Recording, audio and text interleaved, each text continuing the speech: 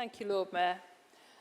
I'd like to thank Councillor Forsyth for the report, and I welcome the work done to scrutinise and improve the police response, especially to road safety and especially the increase to the road harm reduction team and to third-party reporting. And there have also recently been improvements in call centre response times, which had to be tackled because they were really so appalling, especially over the summer. But where I'm concerned is with the Chief Constable's pledge to restore neighbourhood policing.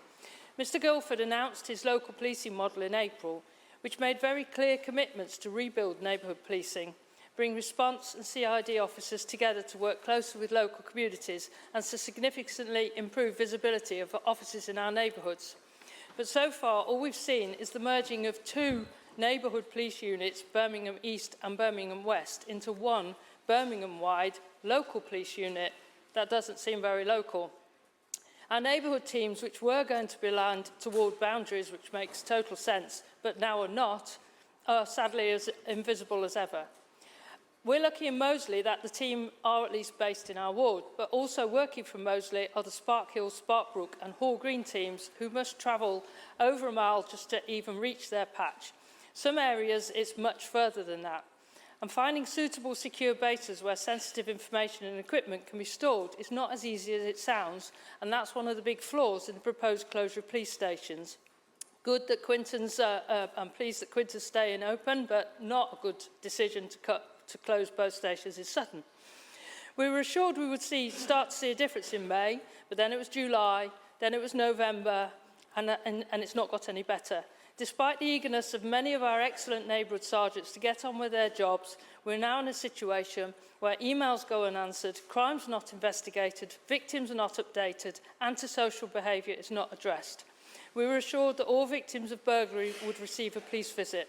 However, only this morning I spoke to a resident, a repeat victim of burglary, who was burgled again last week. It's the second burglary in a year. She's not received any more than a crime number and a text message.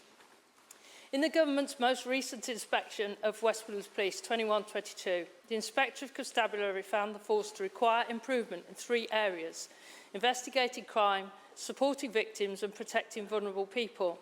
And I'm not seeing any evidence really of improvement in those areas, which is vital for increasing trust and confidence and reducing crime.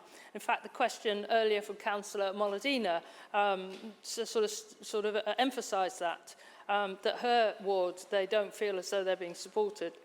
The last straw for me yesterday was when a pensioner resident informed me tearfully that officers had advised her to take private civil action, which would be a huge cost to her, against a neighbour for stalking and harassment. She'd received a text message advising that, and I've already flagged this case to the local team as one that they need to take seriously. So I'm just wondering if the member could update us on how the Police and Crime Panel is scrutinising the pledge to rebuild neighbourhood policing. Thank you, Lord Mayor. Thank you, Julia Pritchard.